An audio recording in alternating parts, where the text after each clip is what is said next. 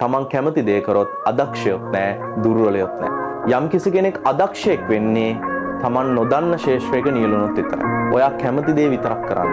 මේ ලෝකේ අදක්ෂ ඒ වගේම දුර්වල මිනිස්සු කියලා જાතියක් නැහැ. යම් කිසි පුද්ගලයෙක් දුර්වල වෙන්නේ එයා කරන කාර්ය උනන්දුවෙන් උත්සාහයෙන් කරන්නේ නැත්නම් විතරයි. යම් කිසි කෙනෙක් අදක්ෂයෙක් වෙන්නේ තමන් නොදන්න ශේෂ්ත්‍රයක නියැලුණොත් විතරයි.